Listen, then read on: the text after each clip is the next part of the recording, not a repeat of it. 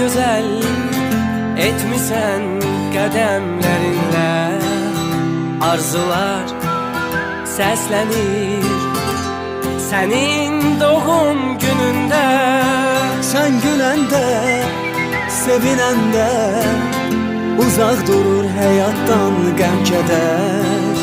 Yaxşı ki dünyaya bugün göz açmısan sen. Bütün severler seni gözlədi, her anı, her günü, öten her dəqiqəni.